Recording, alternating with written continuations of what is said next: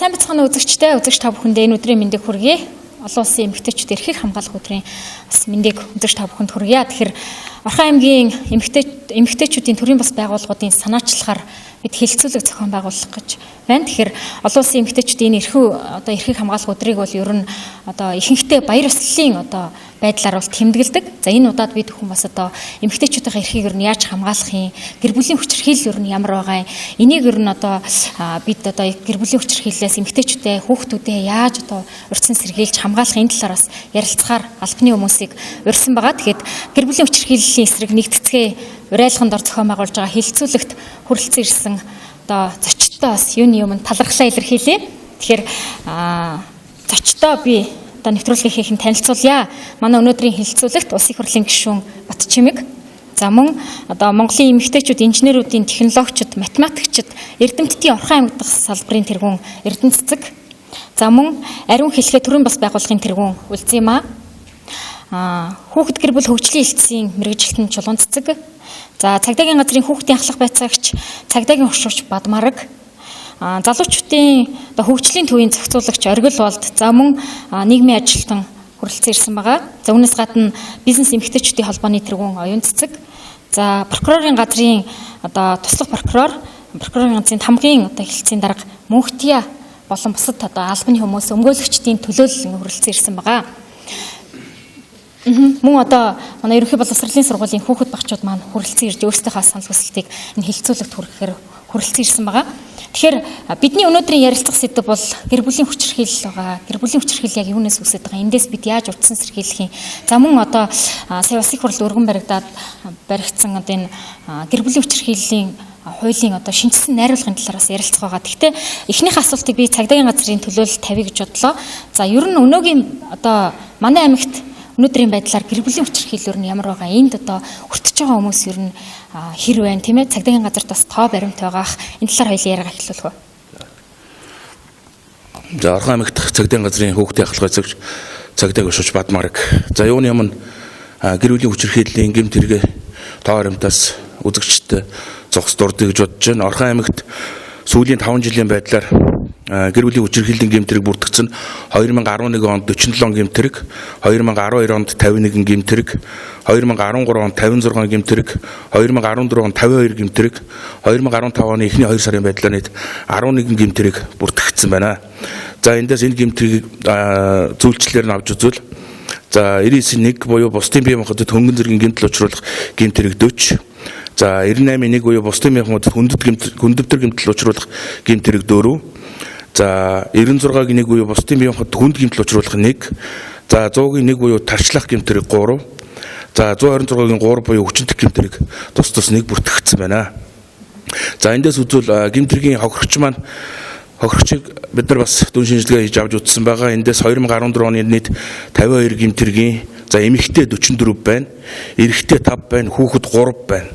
За ингээд нийгмийн байдлаар нь бас авч үзсэн. За төрийн албаагч 4 байна, хуваарай ажил хөдөлмөр эрхэлдэг 12 хүн байна, оюутан 1 байна, сурагч 3 байна, ажилгүй 32 нийт эмэгтэй байна. За эдгээр гэмт хэрэг нь 52 гэмт хэргийн нийт нь 28 гэмт хэргийн согтуугаар үйлдэгдсэн гэмт хэрэгүүд байна. Тэгээд энэ гэмт хэрэг маань яагаад ер нь иймэрхүү байдалтай бүртгэгдээд байгаа юм бэ гэд дүн шинжилгээ авч үзэхэд гэр бүлийн хүчирхийллийн гэмт хэрэг маань ер нь 70 хэлбэртэй үйлдэгддэг. Тэр болгон цагдаагийн байгууллагад өргөдөл гомдол өгөөд ийдгүү. Энэс үүдээ цагдаагийн газар дээр өргөдөл гомдол өгсөн гэмт хэргийг бид нар шалгах явцад ер нь эрүүгийн байцаан шийдэх хуулинд өөрөө болон гэр бүлийнхэн гишүүдийн эсрэг мэдүүлэг өгөхгүй байх хэрэгтэй гэдэг зүйл заалт маань нэгдүгээр их нөлөөлдөг. Хоёрдугаарт хүмүүсийн маань амжиргааны төвшин доогуур нөхрийнхөө ажилтай ая талыг харж ингэж амьдарж байгаа гэр бүлийн гишүүд их байдаг. За гуравдугаарт болохоор зэрэг байнгын дарамт шахалтанд байдаг учраас цагдаагийн байгууллага тэр болгон мэдээлэл өгөөд идэггүй. За дөрөвдүгээрт болохоор зэрэг нөхрийн болон бусд гэр бүлийн гишүүдийн хамаатан садангийн дарамт шахалтанд чи манай хүүхдийг бариад өгчлөө, чи манай хүүхдийг ингэчлээ гэсэн дарамт шахалтанд их байдаг учраас энэ гэр бүлийн хүчирхийллийн гэмт хэрэг их 70 хэлбэртэй байдаг юм аа. За захиргааны хариуцлагын тухай хуулинд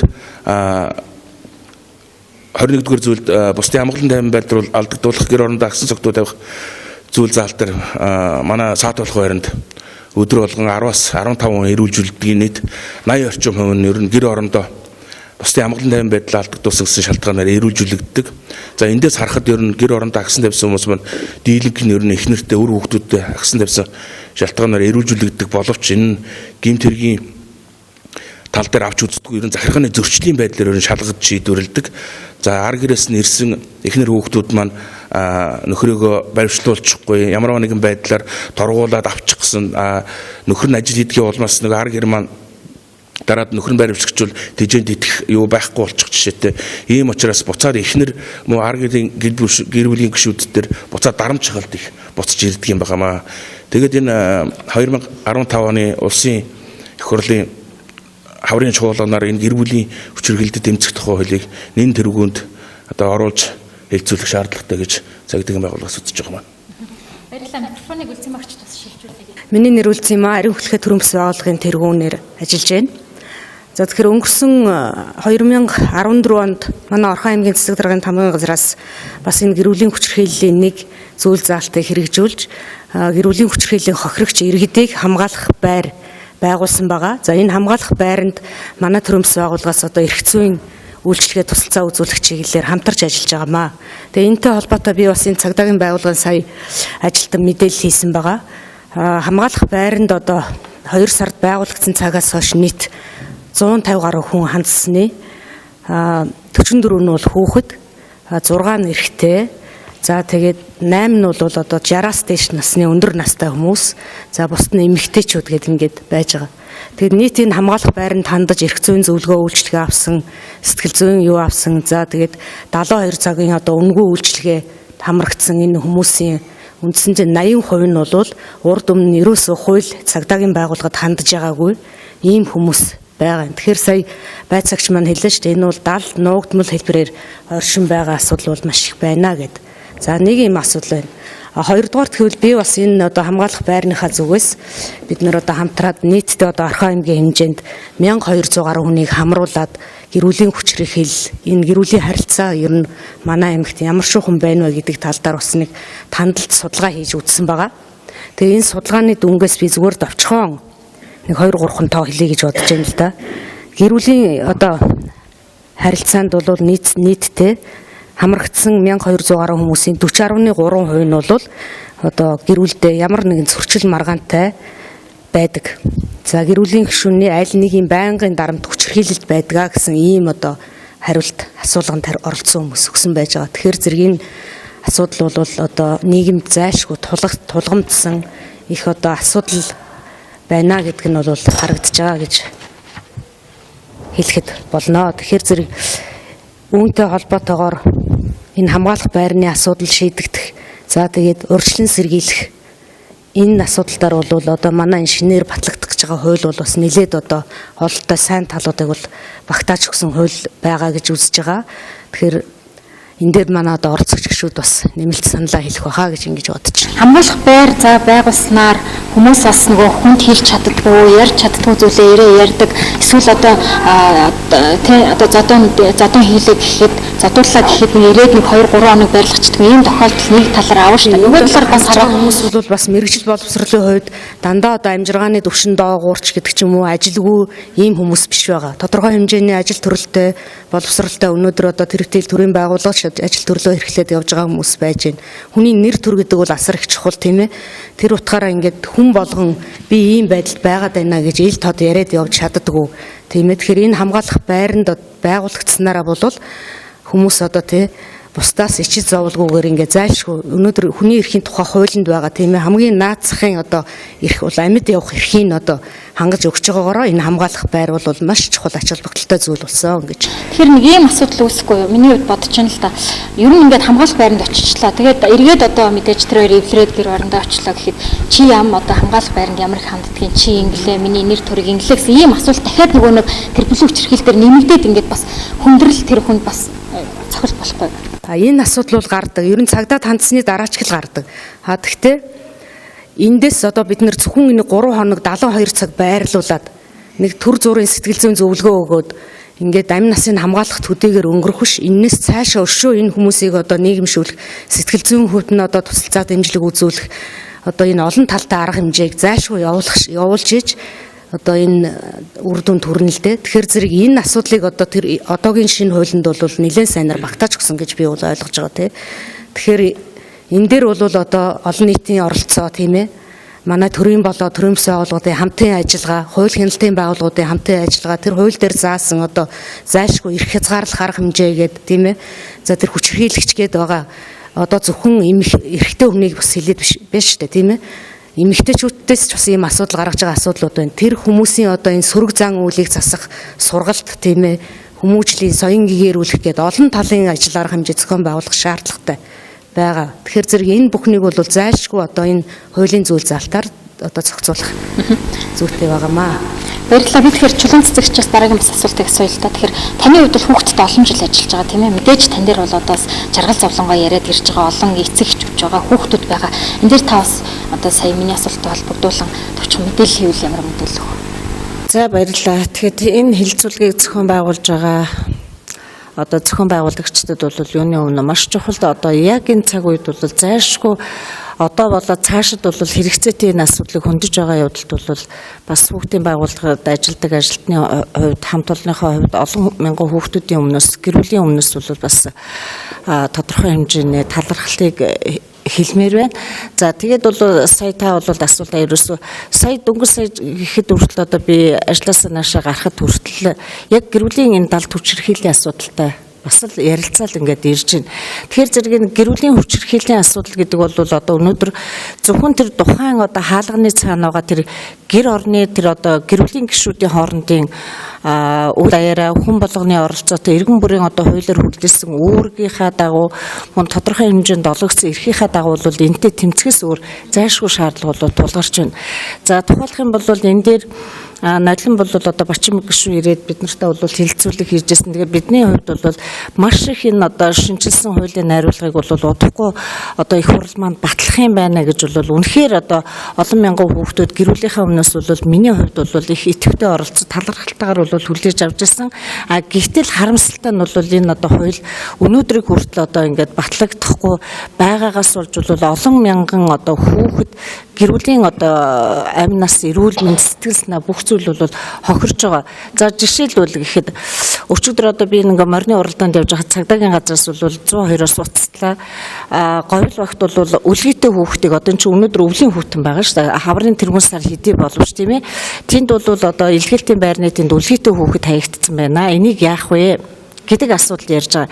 Гэвтэл ингээд ороо ирээд бол цагдаагийнхаа байгууллагаар одоо үлгийтэй хүүхэд гэдгээр бол эмзэглэж хүлээж аваад буцаад асуухад 92 бол өөр хоорондоо муудалснаас болж тэр үлгийтэй хүүхдийн эрхийг бол зөрчиж байна. Энээс болж бол хүний одоо амь насны эрсдэл гарахыг хэн үгүйсэв. Тэгтэл энэ хуулиа хэрвээ баталчих юм бол энд байгаа гэр бүлийн гишүүд хуулиар хүлээсэн үүргээ бол ягштал сайн биелүүлэх ёстой. Гэвтэл одоо энэ хүчирхийлэл дүртүүд байгаа би өөрөө хүүхдийн байгууллагын ажилтны мэрэгчлэлтний хувьд бол яг ингээд өөртөө тулгараад байгаа энэ ноцтой бэрхшээлийг хэлж чаддаггүй, илэрхийлж чаддаггүй энэ хүүхдүүдийн эрх ашиг бол маш их хөндөгдөж байна. Энэ дээр бол сэтгэл их хэмзэглэж байгаа учраас Бачим гишүүн дээр дамжуулаад хэлэхэд бол энэ гэр бүлийн хүчирхийлэлтэй тэмцэх тухай хуулийг бол дахин өргөн бариад бас судалчинд бол өнөө маргаашгүй яаралдаа баталж өгөөч гэсэн санал хүсэлтийг бол энэ хэлэлцүүлгээр дамжуулан уламжламаар байна. Тэгэхээр Бачим гишүүнээс асуулт асууя. За эмэгтэй гишүүд бол энэ хуулийг одоо батлуулахад бол нэлээд бас идэвхтэй оролцож байгаа. Тэгээд хууль зүйнтэй одоо хамтраад ажиллаж байгаа гэжсэн. Тэгээд тань сая энэ хүмүүсийн ярианаас сонсож байхад бол энэ бол ерөөсөө зайлшгүй өнөө маргаашгүй батлагдах ёстой юм хууль байна. Ингэж нөгөө бид гэр бүлийн хүчирхийлэл энэ асуудлыг шийдэх юм байна. За нөгөө эмэгтэйчүүдэд хамгаалах юм байна, хүүхдүүдэд хамгаалах юм байна. За магадгүй нөгөө эрчүүдэд хамгаалах юм байна. Ингээ олон асуудал хөндөгдөх нь л да тийм ээ. Та шинжилсэн найруулгын талаараас мэдээлэл өгөхгүй байна. За баярлалаа. Тэгэхээр юуны өмнөдөр энэ одоо хэлэлцүүлгийг зохион байгуулж байгаа Орхон аймгийн төвлөрийн ажиллагаа явуулж байгаа эмэгтэйчүүдийн төрийн бас байгууллагын хүмүүс за мөн одоо эмэгтэйчүүд хүүхд гэр бүлийн хүчирхийллийн одоо эсрэг энэ чиглэлээр төвтэй үйл ажиллагаа явуулж байгаа төрийн байгууллагуудын хүмүүст бас талархлаа илэрхийлмээр байна. Бид удахгүй одоо 3 дугаар сарын 8 олон улсын эмэгтэйчүүдийн эрхийн өдөр болно. За нэг талаас бол манайхан бол уламжлалаараа баяр болгоод тэмдэглээ заншицсан. Нөгөө талаас энэ бол энэ өдрийн жинхэнэ утга учир бол эмэгтэйчүүдийн эрхийн төлөө ийм өдөр. Тэгэхээр өнөөдөр одоо бидний амьдралд манай нийгэмд эмэгтэйчүүдийн эрхтэй холбоотой, гэр бүлтэй холбоотой хамгийн тулгамдж байгаа хоёр асуудлын нэг нь бий бол хүчирхийлэл гэж, гэр бүлийн хүчирхийллийн асуудал гэж харж байгаа.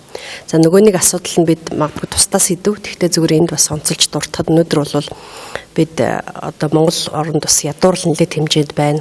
Аль өрхийн одоо амжиргаа даавар өрхүүд бас байсаар байна тийм ээ. Улс орны эдийн засаг урагшилж байгаа боловч тэгээ энэний цаана бол нэлээд хэмжээгээр одоо эмэгтэйчүүдийн хөдөлмөр эрхлэлттэй, эмэгтэйчүүдийн орлоготой холбоотой, эмэгтэйчүүд тэргүүлж байгаа өрхийн ядууралтай холбоотой юм бол асуудал байдаг. Тийм учраас эмэгтэйчүүдийн эдийн засгийн нөхцөл байдлыг дээшлүүлэх асуудал бол эмэгтэйчүүдийн эрхтэй холбоотой тусдаа нэг асуудал юм аа. Магадгүй дараа жилийн одоо эмэгтэйчүүдийн өдрөөр одоо танай телевиз манай Орхон аймгийн сэтгүүлч тийм ээ төрийн бас байгууллагууд маань энэ асуудлыг яриасаа гэж бодож байна.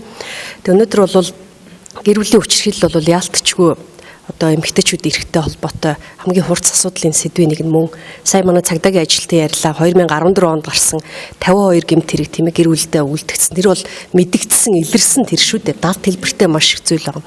Илэрсэн энэ хохирогч нь 52 гэмт хэрэгээс хохирогч нь 44 эмэгтэй хүн байна гэж.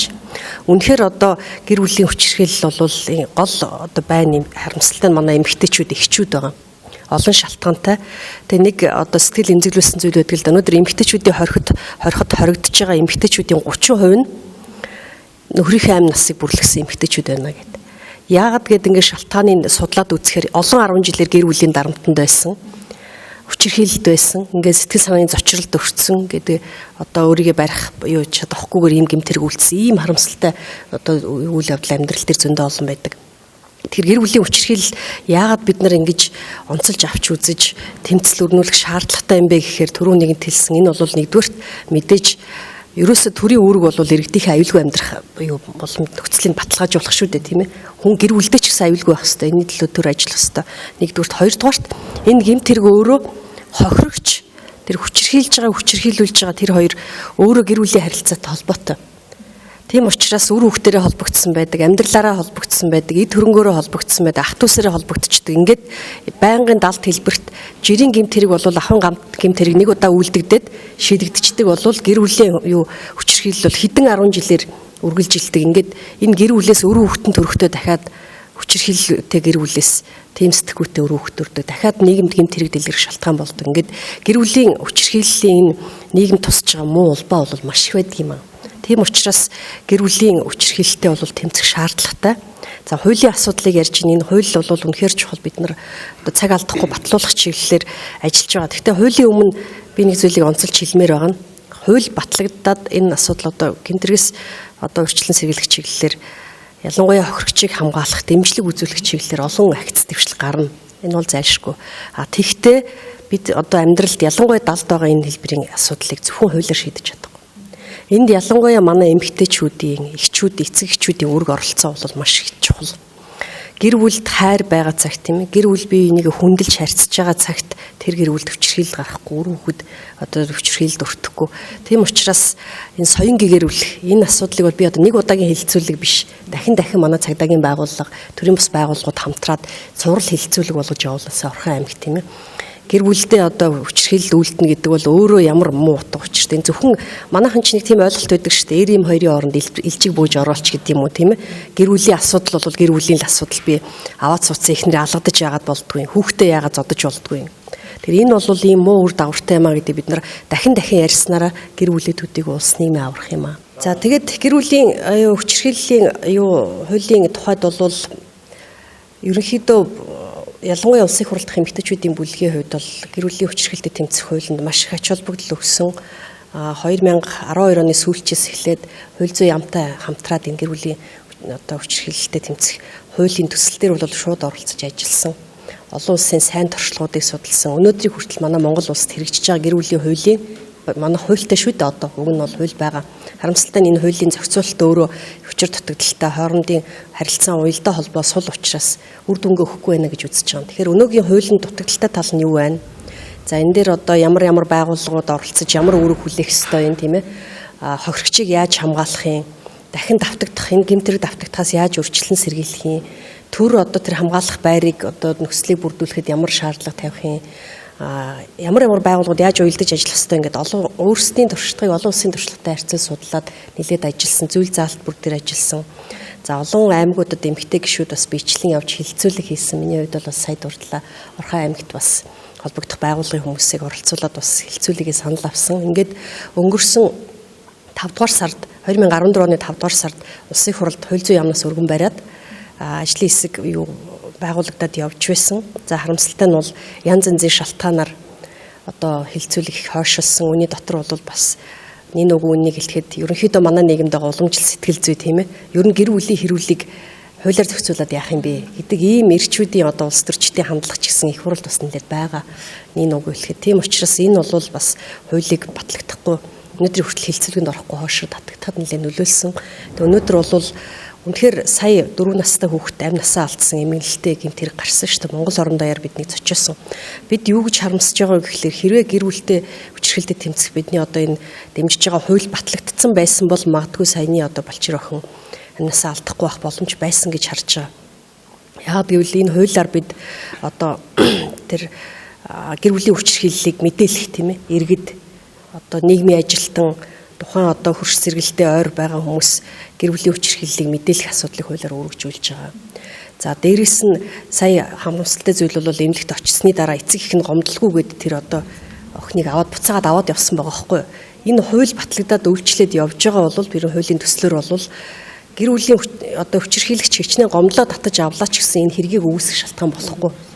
Тэр цаашаа хэрэг үүсгэгдээд бүртгэгдээд тэр одоо хохирогчд үзүүлэх ёстой эрүүл ахуйн тусламж одоо үзүүлээд явах ёстой. Тэр эрүүл мэндийн байгууллагууд энэ хуулиар өргөжүүлж байгаа. Тэр цаашдаа бол энэ хууль батлагдаад явснаар хамгийн гол ач холбогдол бол одоо манай зарим хүмүүс хэлж байгаа юм л да. Гэр бүлийн одоо хүчирхийлэгчийг бид нар гэмтэргийн хуулиар хариуцлага тооцоол явуулж болно тусдаа хууль хэрэггүй гэж. Гэтэл энэ хуулийн үндсэн зорилго бол хүчирхийллээс урьдчилан сэргийлэх. Нэгэнт хүчирхийлэлд өртсөн хохирогчд яаралтай тусалцаа үзүүлэх. Дахин давтан гаргахаас урьдчилан сэргийлэх. Хамгаалах байр гэдэг тийм ээ хүний эрхийг хамгаалах шаардлагатай нөхцөл байдлыг бүрдүүлэх. Урьдчилан сэргийлэх чиглэлээр цагдаагийн ажилтан, нийгмийн ажилтан, төрийн бус байгууллагууд хамтарч ажиллах нөхцөлийг бүрдүүлэх гэдэг. Энэ бол яг хохирогчийг хамгаалах чиглэсэн хууль учраас одоо бид нар энэ хууль чухал шаардлагатай гэж хэлээд байгаа юм байна. Баярлалаа. Тэгээд энэ хууль шинжилгээний байгууллага за мөн гишүүний ингээд юуны ярианаас сонсож яхад энэ одоо хүн ингээд за нэг удаа 2 удаа 3 удаа гэж өнгөрөөгөө тэгээ нөгөө төсвөр алдахаараа одоо нөхрийнхөө ч гэдэг юм байна насыг одоо хохироодаг. За тэгээ нөгөө гэр бүлийн хүчирхийллийн хохирогч маань дахиад хохирогч болдог гэх тээ. Тэгэхээр би энэ хууль шинжилгээний байгууллагаас ирсэн мөмгөөлөх за мөн прокурорыг төлөөлж ирсэн хүмүүсээс асуумаар санагдлаа л да. Тэгээд ийм одоо зүйлээс болоод нөгөө нөхрийнхөө амийг одоо хороочлоо гэхэд 5-10 жилийн яс сонсож байгаа эмэгтэйчүүд одоо ер нь яс сонсож байгаа эмэгтэйчүүд олон байна гэж ярьж байна тийм ээ. Тэгэхээр энэ дээр одоо жишээ шүүхэд ингээ хандаад одоо шүүх хурал болоод ингээд шийдвэр гарчлаа 5 жил 10 жил ял авчлаа. Гар гэрийнх нь шүүхийн шийдвэр буруу гарлаа ч гэдэг дав залт ингээл ингээ өнгөрдөг те нөгөө хүн маань ялаа идлээ явдаг. Энэ дээр ер нь таны хувьд ямар байр суурьтай гэдэг. Үнэхээр энэ одоо хуулийн болохгүй байгаа юм уу? Эсвэл одоо өөр бас нөлөөлөх хүчин зүйл вэ нөө? За миний хувьд бол за нэгдүгürt өөрийнхөө бодлогыг энэ цагдаагийн байгууллага сая 2012 онд 51, 12 онд 56 гэдэг юм 14 он 54 бүртгэгдсэн байна гэдэг тоо баримт хэлж байна л да. Энэ нь бол зөвхөн за хэлсэн те эрүүг эрг үүсгээ шалгагдаад ингээ явсан гэмт хэрэг. Энийний цаана өчнөө нуургал гэмт хэрэгүүд байгаа. Тухайлбал зөвхөн эрүүгийн гэмт хэрэг гэж хязгаарлахаасаа илүүтэйгээр хулгай дээрм гэдэг гэмт хэргийн цаана ч гэсэн гэр бүлийн хүчирхийлэл болмоос үлдэгдсэн байж болзошгүй хэрэг зөндөө байгаа. Бид нар бол зөвхөн одоо энэ цагдаагийн гаргаж ирсэн тоо мэдээ бол ерөөсөө л эрүүл мэнд эрхчлөөнд нь халдсан гэмт хэргийн яригадаад байгаа тоо. Тэгэхээр хулгай дээрм юу гэдгийг танхаа гэсэн хэрэгүүдэд хүчирхийлэл байх үүсэхгүй бид нар тэрийг цааш нь шалгаж тогтоож байх шаардлагатай. Юуг нь хэлээд байна вэ гэхээр зэрэг магадгүй тэр насан туршаагүй хүүхэд байдаг юм уу? Магадгүй тэр залуу, магадгүй тэр эмэгтэй гэр бүлийн хүчирхийлэл болмоос орон гэртээ орох боломжгүй ч байдаг юм уу? Гэртээ харих сонирхолгүй болсон бусад одоо хүмүүстэй тийм зөөвс нийлжтэй тэгж явснаасаа болоод гэмтэрэг үйлдсэн энэ мөн л ялгаагүй гэр бүлийн хүчирхийлэл болмоос үлдэгдэж байгаа гэмтэрэг. За бас мөн үүнтэй холбоотойгоор давхар хэлэх захиргааны арга хэмжээ авагдсан хүмүүс гэж байдаг. Эдгээр бол цагдаагийн байгууллагууд бол маш олноор байдаг. 2 сар эхний 2 сарын байдлаар захиргааны арга хэмжээ авагдсан материал гэхэд нийт 200 гаруй төрлийн үүн дотроосоо бол мэдээж гэр бүлийн хүчирхийлэлтэйг ингээд аваад үзвэл дийлэнх хувийг бас эзэлж байгаа ийм тохиолдлууд байгаа. Тэгэхээр энэ бүх гэр бүлийн хүчирхийлэлээс үлдэж байгаа гэмтэр манай аймагт гэдэг юм уу Монгол Улсын хэмжээнд хэр хэмжээтэй байгаа нь бас эндээс харагдаж болох байх. За энэ шүүхэр шийтгүүлээд яч хэдэл аваад явж байгаа хүмүүсийн хувьд нэгэнтээ эрүүгийн хуулиндаа бусдын айн бие эрүүл мэндийн эрхчлөнд нь халдсан бол эрүүгийн хариуцлага хүлээлгэхээр заасан байдаг. Тэгэхээр бид нар хуулийнхаа дагуу түүнийг яш хэдлийн оногдуулаад шүүхийн шийдвэр үүсгэл ялын биечлэн илүүлэх гэдэг юм уу ийм хуулийн зохицуулалтаараа л явж байгаа асуудал. Харин бид нар юуг нь ялгаж салгаж харж үзэх ёстой вэ гэхээр энэ хүн гэр бүлийн хүчирхийллийн улмаас гэмтэрэг үйлдсэн юм а гэдгийг л хамгийн чухлаар тавьдаг хэрэгтэй. Магадгүй энэ хуультайгаа холбогдуулаад энэ хуулиунд батлагдаад ирвэл бид нар эрүүгийн хуулиндаа давхар өөрчлөлт оруулах шаардлага гарах гэж үгүйсэхгүй. Гэр бүлийн хүчирхийллийн улмаас гэмтэрэг үйлдсэн бол гээд оногдуулах ял шийтгэл нь өшөө илүүгээр хөнгөрүүлж үздэг ч юм уу. Ийм зохицуулалт бас хийгдэх боломжтой байх гэж бодож байна. Эрүүгийн хуулинд бол хохирчийн буруутай үйл ажиллагааны улмаас гэмтэрэг үйлдсэн бол оногдуулсан хорих хайлаас одоо хөнгөн хорих хайлыг одоо хөнгөрүүлж оногдуулж болно гэсэн заалт байдаг. Гэхдээ үүн дээр нэмэгдүүлээд илүү тодтогч өгөөд гэр бүлийн хүчирхийллийн улмаас энэ гэмтэрэг үйлдсэн бол гээд оногдуулах ялын хэмжээг нь бас харилцан адилгүйгээр хөнгөрүүлэлт талын ийм бол зохицуулалт арга хэмжээнд аваад хэрэгжүүлэх боломжтой гэж үзэж байна. За мөн дээрэс нь хэлэхэд сая энэ төрийн бас байгууллагад маань эхний 2 сарын байдлаар гэтэл 20-од хүн за зөвлөгөө авсан. 2014 оны байдлаар гэхэд 150 гаруй хүн хандсан гэж. Тэгэхээр энэ төрийн болон төрийн бас байгууллагууд маань ажлын уялдаа холбоо бас энэ дээр гарах хэрэгтэй байх гэж бодож байна. Магадгүй энэ байгууллага дээр хандсан 150 гаруй хүний цаана байгаа хүчирхийлэгч нарт бид нар бол прокурорын байгууллага гэх жишээ нь гэрийн хүчирхийлэлтэд хэрхэн тэмцэж байна гэхээр өвчин сэргийлэлт чиглэлээр бид нар яриа таниулга хийдэг.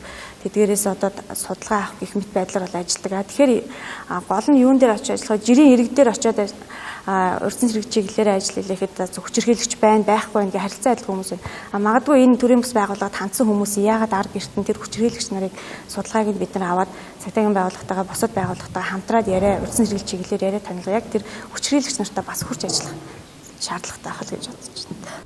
Би өмгөөлөгч Далгар Сүрэн гэж хүн байна. Өмгөөлөх байгууллагатай холбогдуулаад бас энэ гэр бүлийн хүчирхийлэлтэй тэмцэх тухай хуультай бас холбогдуулаад дараах мэдээллийг бас хийхийг хүсэж байна. Төрийн бас байгууллагын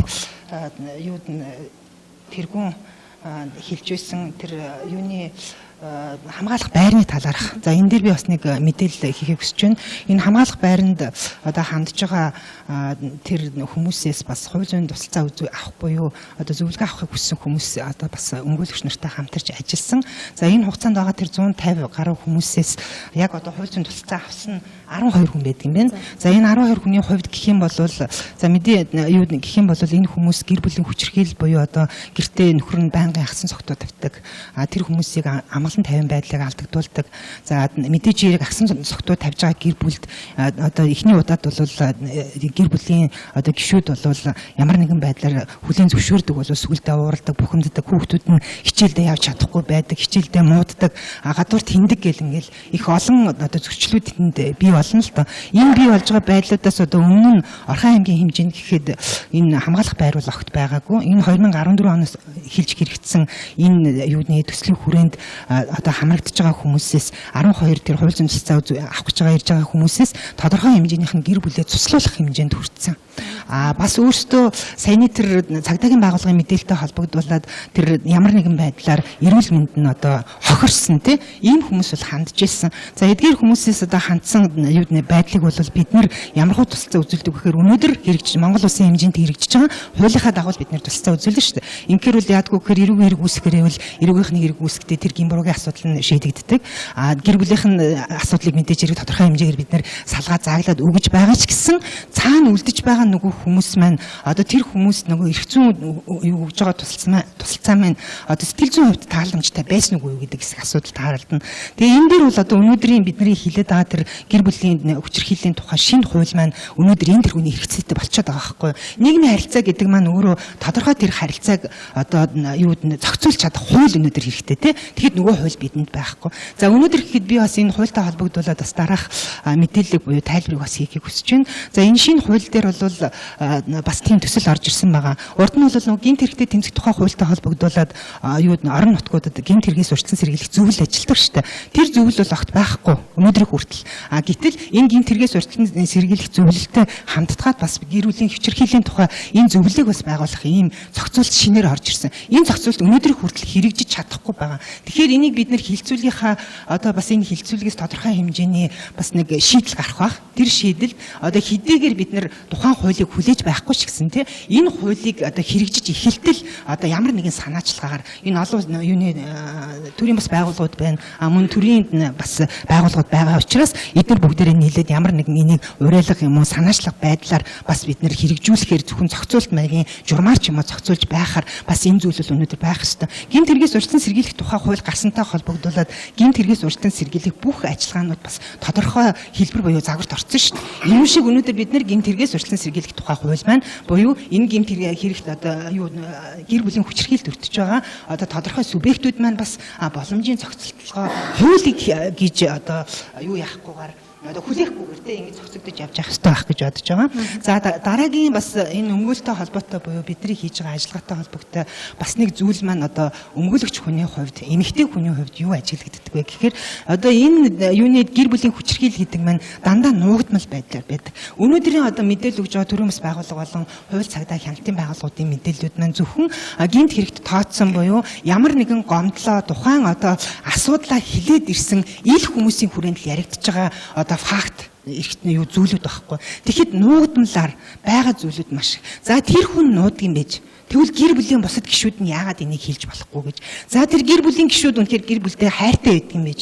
Тэгвэл тэрний найз нөхөд хамаатан садан одоо ойр төрлийн байдаг юм. Аль эсвэл одоо бусад хөршүүд айлууд нь те энэ зүйлийг мэдээлж энэ зүйл мэдээлэгдснээс дараа дараагийн асуудлууд авдаг. Одоо бүгдээрээ нөгөө хүүхдийн төлөө сайн заа гэж хэлээ гэдэг шиг энэ хүчирхийллийн эсрэг бас зүйлүүдийн дуу хоолой болох ёстой гэж би одоо юуны эмэгтэй хүнийхээ хувьас гэдэг юм уу эргэн хүнийхээ хувьас байгаасаа гэж хүсэж байна. Тийм яг үргэлжлүүлээд хэлмээр байна л да маш чухал одоо сэдв хүндэж байна. Үнэхээр бид нар монголчууд бид одоо хүнлэг тийм ээ хүмүүнлэг иргэний нийгэм байгуулнаа гэдэг ингээд үндсэн хуулиндаа том зорилго тавьсан улс. Ер нь ямар ч улс орны хувьд бол хүндээ ээлтэй тийм ээ хүнлэг ийм нийгмийн орчин бүрдэх ийм сайхан одоо амьдрахад таатай улс орн байна гэдэг бол бидний хамгийн чухал мөрөөдөл одоо хүсэл тэмүүлэл маань шүү дээ. Тийм учраас энэ мөрөөдөл бол бас нэг онцолж хэлмээр байгаа зүйл бол хүн бүрийн оролцоотойгоор бий болно.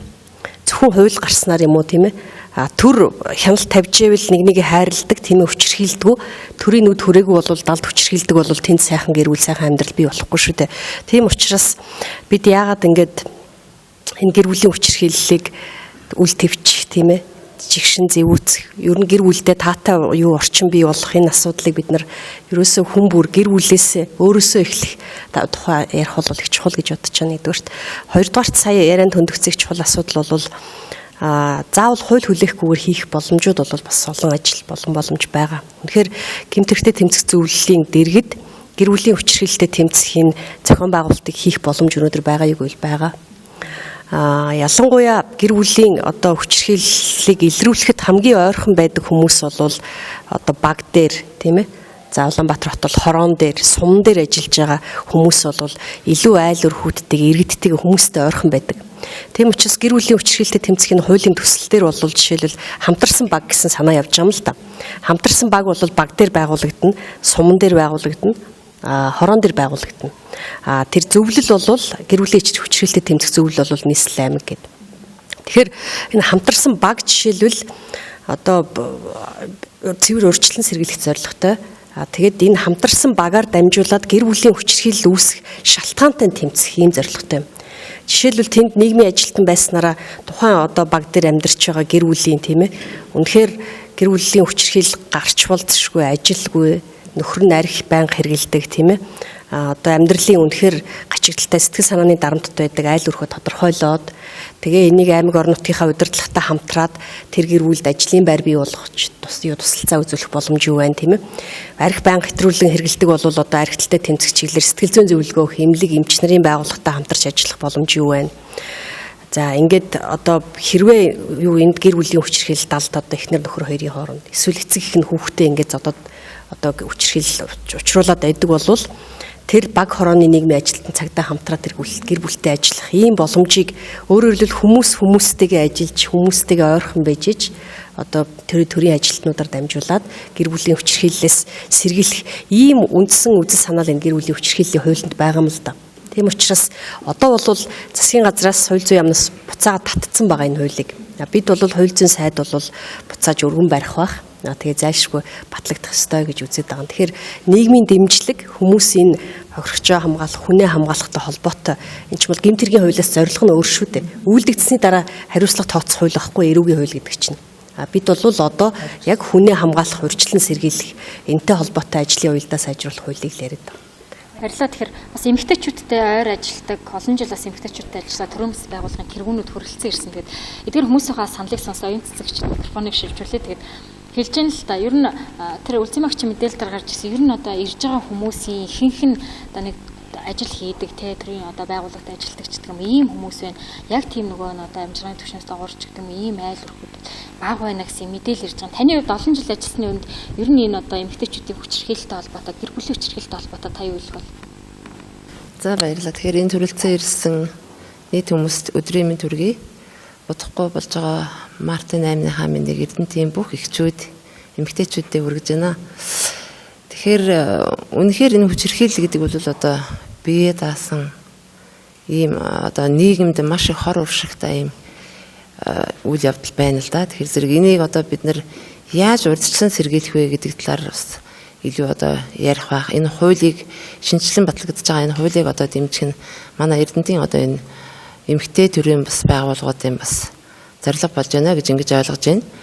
Тэгэхээр зэрэг ер нь хүчирхийлэлт бол одоо манай бизнес эрхлэлтэйг олон сайхан одоо эмэгтэйчүүд байна. Эднэрийн одоо ялангуяа тэр одоо бага жижиг бичил бизнес эрхэлж байгаа эмэгтэйчүүд маань үнэхээр одоо тэр амьдралын төлөө зүтгэж өдөр шөнөгийг мэдэхгүй ёстой гэрт орж им гадаа гарч ир болж ингэж ажилд хөдөлмөрлж явж байгаа боловч тэр бизнесийн ажил нь одоо дууслаа гэрт орлоо хүчирхийлэлд өртдөг ийм явдал бол маш их байдаг. Тэгэхээр зэрэг энийг л одоо тэр хуулиар зохицуулж тийм ээ түрүүн хэллээ ажилтай төрөлтэй байсан ч гэсэн одоо ажил төрөл хийдгүүгээс бас одоо тэр эдийн засгийн хувьд одоо бас шахагдаж ингэж хүчирхийлэлд ордог гэж. Энэ бол хоёр талтай юм л да. Үнэхээр тэр бизнес хийж байгаа хүмүүс ч гэсэн одоо бас маш их хүчирхийлэлд орж байгаа. Тэгэхээр энэ хүчирхийлэл гэдэг нь хүний ерөөсөө дотоод сэтгэлээс гарч яадаг тэр сэтгэл өөрийгөө зохицуулж чадахгүй бол одоо хүүхд ч гэсэн одоо их эцэгтэй хүчирхийллийг бас үзүүлж яадаг тийм ээ.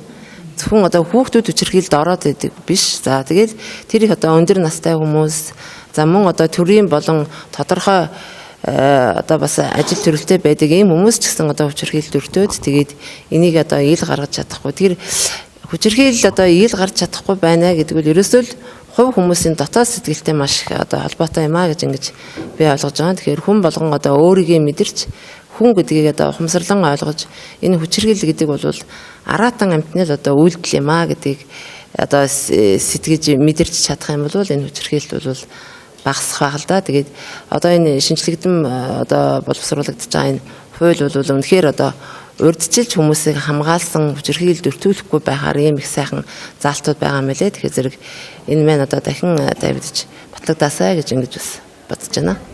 Хүчирхийлэл үүсэж байгаа шалтгаан өнөөгийн нийгэмтэй холбоод тайлбарлаж байна хүмүүс арх хэтрүүлэн эргэлж байна. За мөн ажилгүйдэлтэй холбогдож байна. Ингээл тэ нөгөө хөрөнгө санхүүтэй холбож байна гэдэг чинь тэр Эрдэнэт засагч бас бодлыг сонсъё гэж бодож байна. Тэгээд та энэ дээр бас бодлоо хэлэхгүй. Ер нь эмэгтэйчүүд хүчирхийллийг та яг юунаас үүсэж байна гэж бодож байна. Түрүүн бас хэлсэн нөгөө хажуу айлч гэдэг юм уу хүмүүс мэдээлдэггүй гэр бүлийнх нь мэдээлдэггүй гэж штэ тийм ээ. Тэгэхээр тэр хүмүүс ер нь яагаад мэдээлдэггүй юм бол ер нь таны хувьд ер нь ямар бодолтой явж сая ингээл бас зургатаар сэтгэл имзэглүүлсэн олон асуудлыг бас харжлаа.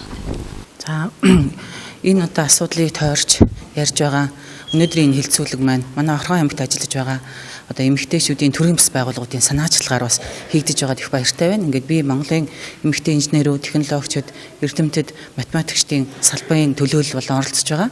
Ингээд шинжилгээ ухааны салбарын эмэгтэйчүүдийн нийгмийн сэтгэл зүй рүү орж одоо өгөх өөрсдийнхөө цаг зав одоо сурсан мэдсэн энэ бүх юмаа хүмүүс рүүгээ, гэр бүл рүүгээ, хүүхд рүүгээ, залуучууд руугаа хүргэх энэ сайхан ажлын бас нэг хүрээнд энэ асуудлыг санаачж одоо явж байгаа. Тэгэхээр сая одоо Батбимаг гишүүн маань ярьлаа.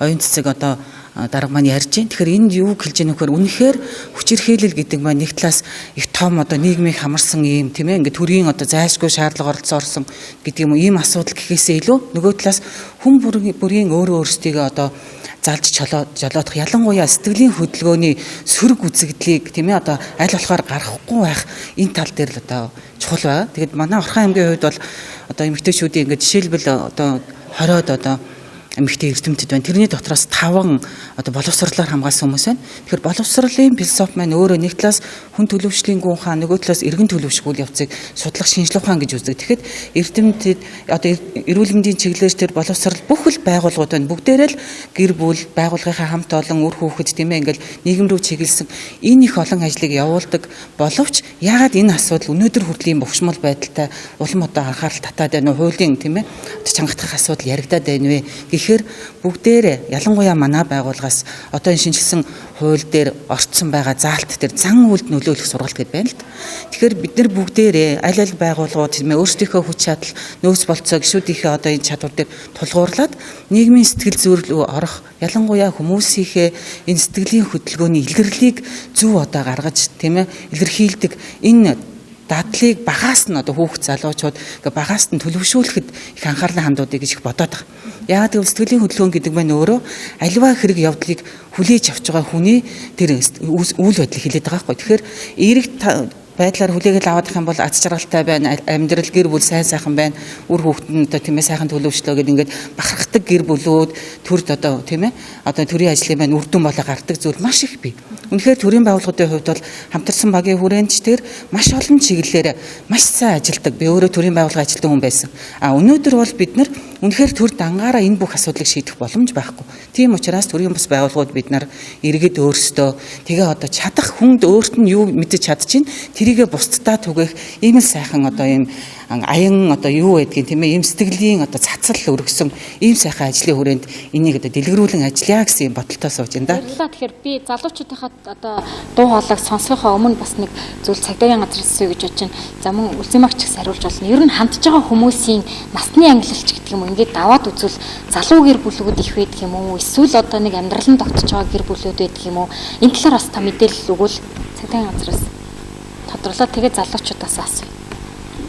Ер нь насны ангил харилцаа адилгүйтэй. Ер нь дийлэнх нь болохоор зэрэг залуучууд буюу 20-с 35 насны бүлгийн хүмүүс ер нь дийлэнх нь энэ гэр бүлийн хүчирхийллийн талаар ер нь нас тогтсон хүмүүс бол ер нь харьцангуй амьдрал нь төлөвшсөн байдаг учраас ер нь гэр бүлийнхаа ам жаргалыг үтцсэн үр ачаа хөгжүүд өсгөж хүмүүжид ажиллаж хамтсан билүү тэр болгоно гэр бүлийн хүчирхийл дарамтны гараад идэггүй гайгүй энэ тал дээр ер нь залуучууд маань сүүлийн үед их арх согтруулгамдаа хэрэгэлдэг болж гэр бүлийн маргаан их гаргадаг болж хоорондын харьцаа байна энэ байдлаас болж их гэр бүлийн зөрчилтэй гарч эндээс хүчирхийл үлдэгдэж байгаа нь ер нь харагдчихдаг. За залуучууд хөгжлийн төвөнд юм хэлчихв тодруулаад. За сая сэтгүүлчийн асуусан асуултанд нөгөө гэр бүлийн хүчирхийлд өртөж байгаа залуучууд биш насны ангил гэж та асуулаа л да. Тэгэхээр манай хүүхдийн байгууллагад яг ингээд нөгөө гэр бүлийн асуудлаар шийдвэрлүүлэх гэж байгаа, гэр бүлийн хүчирхийллийн асуудлаар шийдвэрлэх гэж байгаа улсууд дээр би нэг зүйлийг тодтогч хэлмээр уучлаарай батчмаг гүшүнэ. Яг нөгөө манай энэ төрөөс ингээд нөгөө ард иргэдтэй үзүүлж байгаа нийгмийн халамжийн бодлого зарим талдаа бол бас учир дутагдaltaй байсан болов гэж. За чи энийг юугаар тодтогч хэлэх гээд нөхөр зэрэг нэг хэсэг нөгөө залуу гэр бүлийг дэмжинэ гэдэг нэг 500 мянган төгрөг өгснөөс болж бол сэтгэл хөдлөлөөрөө бие биенээ танихгүй улсууд бол одоо 250 мянган төгрөгийг хувааж авахын тулд бол гэр бүлийг үүсгэсэн байдаг. Энэ дотор бол хуурамч гэр бүлж байсан, сэтгэл хөдлөлийн төр зуурын гэр бүлж байсан. Энээс улбаалж нөгөө одоо хамтын амьдралдаа зохиоцсон улсууд нь бол салах дээрээ тулахаар бол бас энэ хүчирхийллийн асуудал бол ингээ гарч ирдэг. Энэ дундаас бол одоо хүчирхийлүүлж байгаа өртөж байгаа хүн хохироод тэр дундаа бүр хамгийн их хохирогч нь хүүхэд болж байгаа асуудал бол гарч ирдэг. Тийм учраас манай төр засгаас гаргаж байгаа одоо энэ бодлого шийдвэрийг бол ялангуяа яг одоо төрийн дэд туршидууд бол тэр болгон бас заримдаа хөрсөн дээр нь хууль нь яаж бууж байгааг бол бас мэддэггүй байж болно. Гэхдээ би мэддэг, бид нар мэддэг гэж байгаа ш. Яг ард иргэдийн бодит амьдрал дээр бол бас зарим бодлого бол бас ингээд нөгөө нэг эсэргээр буурчаад идэг гэдгийг бас давхар хэлмээр санагдаж байна. За баярлалаа. За Орхон аймгийн залуучууд хөгжлийн төвийн зохицуулагч Хоргил болдог хүн байна. За түрүүн бас энэ ярианд бол ерөөхдөө дурддагдж байна. Гэр бүлийн хүчирхийллээс үүдээд бас гэр бүлийн салалт одоо бий болж байна. Энэ салалтанд одоо салалт дээрээ тулцсан байна гэдээ бас түрүүн ярианд гарч байна. Тэгэхэд бас нийт одоо Монголын хэмжээний гэр бүл салалтын одоо 70%-ийг 40 хүртэлх насны одоо гэр бүл эзэлж байна гэж байгаа. Тэгэхээр энэ нь бол өөрөөр бас залуу гэр бүлүүд донд хүчирхийлэл бас их байгааг бас харуулж байгаа нэг тоон үзүүлэлт болов уу гэж би хувьдаа бодож байна. залуучууд гэдэг маань болохоор ерөөхдөө бас жоохон эмзэг их олон шилжилтийн юг давж туулсан тийм хүмүүс байдаг. Одоо урд нь эцэг эхээс хараад байсан бол бие дааж эхэлдэг те. Гэр бүлийн харилцаанд орж эхэлдэг. Энэ утгаараа бас жоохон эмзэг болцсон. Эмзэг мэдгүй улмаас бас гэр бүлийн хүчирхийлэлд өртөх тохиолдлууд бол их гарч байна. Манай залуучууд хөгжлийн төвийн тухайд бол бас тэнцээ зөвлөгөө өгөх тусдаа өрөө байдаг. Залуучууд зориод очиход сэтгэл зүйн зөвлөгөө өгөх тий бас шаардлагатай мэрэгжлийн байгууллагууд руу бас холбон зуучлах үйлчлэгийг үзүүлдэг байгаа. Манай байгууллага бас саяхан байгуулагдсанаас хойш бол 10 сард байгуулагдсан 2014 оны. Үүнээс хойш бас зөвлөгөө авахар ирсэн хүмүүсүүдийн гэр бүлийн хүчирхийлэлтэй холбоотой зөвлөгөө авахар 2 хүн ирсэн байгаа. Үүнээс үүдээд бас манай байгууллагаас тухайн үед анхан шатны зөвлөгөөг нөгөөд цаашаа бас хүний эрхийн комиссаас холбон зуучлаад бас асуудлыг шийдвэрлүүлээд бас явуулж байгаа. Одоо энэ залуу гэр бүлүүдийн дунд залуучуудын дунд бас яагаад ийм хүчирхийлэл байгаад байна гэдээ бас их олон шалтгаантай байх л та. Нэг талаар бас залуучууд маань энэ хууль эрх зүйн юунуудыг одоо хууль эрх зүйн мэдлэг бас маш бага байдаг. Одоо үнэхээр одоо хуулиар одоо би хүчирхийлэлд өртлөө гэхэд аль байгууллагт хандхаас ахуулаад хуулийн дээр одоо миний эрхийг хамгаалах ямар зүйл заалт орсныг бас төдийлөн сайн мэдтгүн улмаас бас одоо дуугаа өнгөрдөг ч юм уу тэгээд одоо хүчирхийлэлтэй одоо орчиндөө тасаад байгаад байдаг тохиолдлууд бас байх шиг байгаа. Тэгэхээр бас энэ шин санаачилж байгаа хууль маань бас үнэхээр бас өмнө хэрэгжиж байгаа энэ гэр бүлийн хүчирхийллийн тухай хуулийн одоо хөрсөн дээр буухад юу нь болохгүй байна. Бас юу нь болж ийн гэдгээс одоо үүдээд бас нэмэлт шаардлагатай энэ хууль эрх зүйн зохицуултыг оруулж өгж байгаараа бас даваа талтай болов уу гэж бас бодож байна. Хэрвээ залуучууд бас ерөөхдөө магадгүй хуулиа бас мэддэг залуучууд бас байгаа л да. Хуулиа мэдээд бас энэ талаар одоо бусад холбогдох байгууллагууд нь ингээд зуучлал хийхэд хамгаалах эрх нь бүрэн хангагдаж чадахгүй улмаас бас эргээд үүсэх хохирлын улмаас бас мэдээлэхгүй байх байсан байлгүй. Энэ шинэ хуулиар бас энэ асуудлуудыг шийдэж өгж байгаараа бас одоо давуу талтай болж байгаа юм байна. Тэгээд энэ хуулийг бас яаралтай батлах нь бас эргээд олон залуучуудын эрх ашгийг хамгаалах, олон залуучууд хүчирхийлэлд өртөхгүй байх одоо үндэс нь болж өгж байгаамаа. Баярлалаа. Тэгэхээр би нэг юм асуух. Ер нь энэ одоо сэтгэл зүйч бас олноор байх хэрэгтэй юм шиг надад санагдав. Нэг үйл одоо нөгөө математикч, эдийн засагч, одоо хуульч мэрэгжил эрэлт хэрэгцээтэйсэн бол одоо нөгөө хүмүүсийн сэтгэл зүйд нөлөөлөх сэтгэл зүйчд бол маш их хэрэгтэй юм л. Манай аймагт одоо ер нь сэтгэл зүйчд хэр олон байдаг юм бол би бас энэ талаар тодруулах. Ер нь сэтгэл зүйчдэд ер нь одоо энэ хүчирхийлэлд өртөж байгаа ч юм уу эмэгтэйчүүд эрх за магадгүй эрэгтэйчүүд гэсэн түрүү хийсэн хүчирхийлэлд өртсөн хүмүүс байна гэж ярьж шít. Ер нь хэр ханддаг юм бол нөгөө нэг хүнээс ингээд нэг зөвлөгөө авчаар нэг сайхан болоо явцдаг тийм ээ. Нөгөө асуудлаа шийдэж байгаа ч юм шиг очиод нөгөө нөхөртөөгөө ч юм уу их нэртэйгээ ингээд ярилцахад арай дөхөн болдог байх л да. Тэгэхээр сэтгэл зүйчд ер нь хэр ханддаг бол. За баярлалаа. Сэтгэл зүйч Бямсран гэж хүн байна. Ер нь манай Орхон аймгийн хэмжээнд харьцангуй залуу сэтгэл зүйчд нэлээд олон байдаг. Тэгэхэд тэд нар маань нийт хамтарсан байдлаар за ямар нэгэн байгууллага төршсөн байдлаар сэтгэл зүйн зөвлөгөө өгөх хүмүүсүүд олон байдаг л да.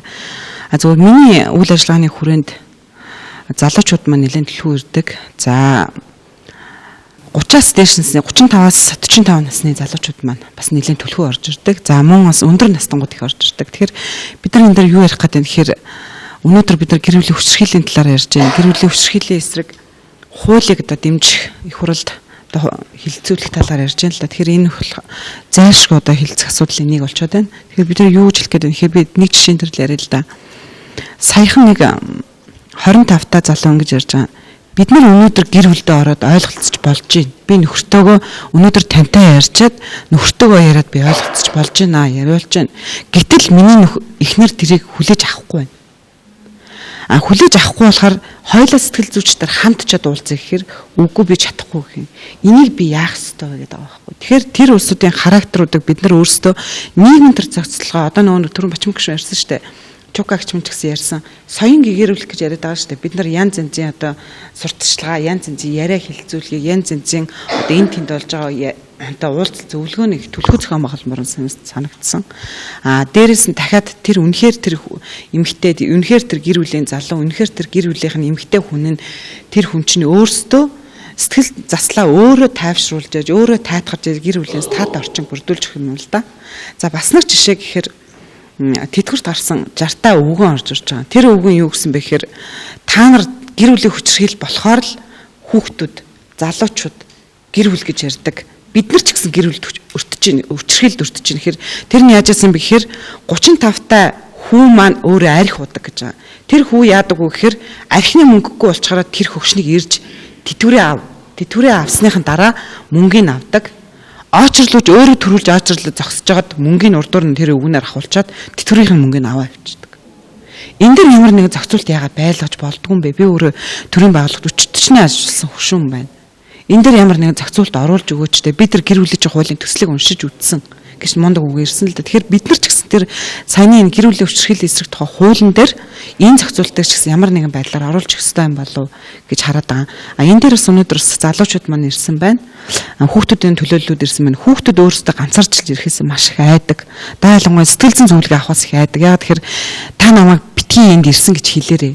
Би энэгээр орж ирсэн гэж та надад битгий хэлээрэй. Одоо таныг би тийм гэж танихгүй гэдгээр өнгөрөн шүү гэдэг ч юм уу. Яагаад вэ гэхээр ээж нь, аав нь, багш нь очиод багшийнхаа талаар гомдол мэдүүлж ирж байгаа тэр хүүхэд. Тэгэхэд багшийнхаа талаар гомдол мэдүүлж ирэхэд багш нь буцаагаад ээж аавд нь очиод ярьсан. Тэгээ ээж аавд нь очиод ярьсан чи ээж аав нь чи багшийнхаа умдаасан байна. Хүүхдэд зодсон байгаа байхгүй. Тэгэхэд яг тэр хүүхдийн ярьж байгаа ойлголт маань болохоор зүгээр тэр хүүхдийн яг өөрийнх нь хувийн асуудлыг л хүндсэн байгаа байхгүй. Эмэгтэй хүүхдийн асуудлыг зөв хувийн асуудлыг хүндснээс болоод үл хүндэх байдлаас болол маргаан үссэн. Тэгэхээр тэр охин тэр эмзэглийг маш хүчтэй хүлээж авсан үндсээс эцэгтэй дургуутал илэрхийлэл тийм байдал үүсэж байгаа байхгүй. Тэгэхээр бид нар хүүхдүүдийг хамгаалах, хүүхдүүдийн бас юмыг маш сайн сонсдог байх хэрэгтэй юм шиг хаа. Маш сайн сонсдог байх хэрэгтэй. За. Ерөнхийдөө бол хүчирхийлэгч байхгүй бол хүчирхийлэл байхгүй, хүчирхийлэл байхгүй бол хууль хэрэггүй гэж бодож байна. Яагаад ингэж бодож байна вэ гэхээр бид нар нэгдүгээр ангиас хойш 12 дугаар анги төгслөө математик заалгадаг хэрнээ тэр бүр иргэний боловсрол хичээл болон нийгэмдэр зөв иргэн хүн болж төлөвших талаар хичээл дутмаг байд юм болов уу гэж бодож байна. Тэгэхээр хууль гэж ер нь бол байхын зөв. Гэхдээ хууль хичнээн батлагдлаач гэсэн хүчирхийлэл багасна гэдэг бол ер нь бол тутмаг. Тэгэхээр эхлээд зөв нийгэмдэр гарч ирэх хүмүүсийг зөв бэлтжиж сүүлд нь хүчирхийлэл багасгах юм болов уу гэж бодож байна. За намайг Булгамчман гэдэг. Би Эрдэнэгийн засаг дарга. За энэ сэтгэл зүйчдийн асуудал бол үнэхээр маш чухал. За анхан шатны байгууллагад ажилтны хувьд бол үнэхээр анхан шатны одоо ажиллаж байгаа энэ ажил байдлын үүргийнхээ хойд даваад нийгмийн ажилтнуудад оронтой байдаг. За одоо бид нар энэ жилээс эхлээд хөөгөл гэр бүлийн төлөвшлийн ажилтан гэсэн чиглэлээр ажиллах гэж байна. За энд нэг дутагдaltaй юм юу нөхөр одоогийн ажиллаж байгаа нийгмийн ажилтнууд мэргэжлийн хүмүүс тун ховор. За өмнө байсан ажилчдын мэргэжлийг ажил байдлын тодорхойлтыг арай өөрчлөөд шууд одоо автоматар гэр бүл төлөвшлийн ажилтан болгосон байгаа. Мэргэжлийн сэтгэл зүйчид ажиллах юм бол гэр бүлтэй ажиллах их төхөн байгаа. Хүмүүсийг анхан шатнаас нэгдээд ойлгоно. Багтаад иргэд орж ирд хамгийн түрүүнд засаг даргад асуудлаа ярьдаг. Дараа нь бид нэр чиглүүлж өгснөөр нийгмийн ажилтнтай бол сэтгэл зүйн хуваалцдаг. Иргэдэд бас нэг хүчирхийлэл гэж яриад байхаар бид нар дандаа нөгөө бие махбодын хүчирхийлэл гэж бас ойлгоод байдаг. Энд бид сэтгэл санааны хүчирхийлэл гэдэг асуудлыг бид нар бас авч үзэх хэрэгтэй. За энд бол сэтгэл санааны хүчирхийлэлд байх үед нь бид нэр иргэдтэй уулзаад асуудлыг шийдвэрлэж чадах юм бол бие махбодын хүчирхийлэлд өртгөхөөр авч чадах гарц юм гэж би өөрөө боддгийг. За хоёр дахь манай бидний мэдээллийн асуудал бол манай Орхон аймагт 2014 онд гэрчлэлтэй асуудал гарсан байна. Энэ нь бол Баянdur сумын хамгийн газар өргөлчтэй холбоотой гэрээ хийж ажилласан асуудал нэлээд төвчлөлтэй ажилласан. За бодоо орж ирж байгаа иргэдэд бид нэр өөрсдөө бас яг хуулийн мэргэжилтэн хүн биш учраас мэдээлэл өгөхийн тулд гэрээд өргөлч рүүгээ ханддаг. Энэ өргөлчид манай иргэдэг хүлээж аваад өргөл зөвлөгөө өгч зарим хүмүүс ч бүр өргөл үйлчлэгээ үзүүлж байгаа нь хамгийн сайн арга болсон юм л гэж бодож байгаа. Анхан шатн дээр хүмүүс бүгд л асуудлаа дараадаа ярихыг их боддог. Засаг дарга маань л одоо асуудлыг шийдэж өгөхөөс засаг дарга маань бидэрт нэг арга зам зааж өгөх гэж боддог. Тэгэхдээ бид нэр тодорхой нэг хүлээж авч байгаа боловч нийгмийн ажилтан маань одоо мэргэжлийн буусан учраас бас тэр хангалттай ажиллаж чадахгүй. Энэ дээр бол нийгмийн сэтгэл зүйчдийг ажилуулад дээр нь бас төрөөс эдийн засгийн хөшүүрэг бас хэрэгтэй. Төрийн албан хаагчдыг англиар нь бол ажиллаж салхимжуулдаг. Гэтэл нийгмийн ажилтны салхин нэлээд бага байдаг. Энэ хүн бүхэл цагаа ажлын цаг, ажлын бус цагаа тухайн багийнхаа иргэдэд зориулсан. Энэ бол дээр бас төрийн албан хаагчдыг одоо нийгмийн асуудал цалингийн талаар нь бас анхаарч ажиллавал бас хууль хэрэгжлийн томоохон үзүүлэлт болох болов гэж бодож байна. За баярлалаа. Тэгэхээр энэ сэдвээр ярилцаад байвал маш олон цаг орно өргөн хэрэгтэй сэдв. Тэгээд бид өнөөдрийн бас гол зорилго бол хилцүүлгийн хүний эрх эмэгтэйчүүд эрхийг хамгаалах, гэр бүлийн хүчирхийлэл эсрэг олон нийтийн оролцоог идэвхжүүлэх, за гэр бүлийн хүчирхийллээс урьдчилан сэргийлэх тухай шинжилсэн хуулийг хаврын одоо улсын их хурлын чуулганаар бас одоо батлуулахад уриалах, за өсгөөчүүд маань, хүүхэд багчууд маань одоо хууль хяналтын байгууллагын төлөөллүүд одоо мөн төрийн бас байгууллагын төлөөллүүд маань бол өөрсдөө дуу хоолой хүргэж байгаа. Тэгэхэд эндээс бол уриалга гарах ёстой. Уриалгыг бид бас одоо үзэгчтэй хүргэн мөн одоо энд оролцсон хүмүүстээ бас хүргэх болно. Тэгээд энд одоо нэг хэлэхэд Монгол Улсын засгийн газрын тогтоол тийм ээ гэр бүлийн хүчирхийлэлтэй тэмцэх үндэсний хөтөлбөргээд за мөн одоо гэр бүлийн хүчирхийлэлтэй тэмцэх тухай хууль за энэс одоо Монгол Улсын гээчүүхийн тогтоол гэдэг олон одоо баримт бичгүүд байгаа боловч яг хөрснөөр бууж өнөөдөр хууль маань одоо тийм яг одоо нөгөө хүмүүстээ хүрчийн гэдэг дээр бас эргэлзэх зүйл бол олон байгаа. Тэгээд ямар ч чинь одоо улсын хурлаар улсын хурлд өргөн бариад эргүүлээд татсан байгаа энэ одоо шинжилсэн хариулга хууль одоо батлагдаад хөрсөн дээр буух юм бол за ямар ч нөгөө нэг даалт хэлбэрт байгаа гэр бүлийн хүчирхийлэл маань багасж за нэг үр хүүхэд маань инээдхөөр гэр бүл маань одоо баяр баясгалаар дүүрэн ийм сайхан одоо гэр бүлүүд манай Монгол улсад олноор нэмэгдэх байхаа гэж миний хувьд бодож байна. Ингээд бидний урилгыг хүлээн авч хүрэлцэн ирж хэлэлцүүлэгт оролцож өөрсдөө санал бодлыг хэлсэн та бүхэнд маш их баярлалаа. За мөн бисгүүчүүдтэй дахин олон улсын эрхийн хамгаалалт өдрийн мэндийг хүргэе. Энэ өдрийг бас манай монголчууд маань баяр гэхээсээ илүү ийм сайхан одоо сэдвээр ярилцлага өрнүүлдэг, асуудлыг шийддэг, санал бодлоо хэлдэг ийм өдөр байгаасаа гэж бас миний хувьд бодож байна. Ингээд өнөөдөр бид гэр бүлийн хүчирхийллийн тухай ярилцлаа. Тэгээ гэр бүлийн хүчирхийлэлгүй сайхан амар тайван эх орон болох болтугай гэж өрөөгөөд энэ удаагийнхаа хэлэлцүүлгийг өндөрлөе.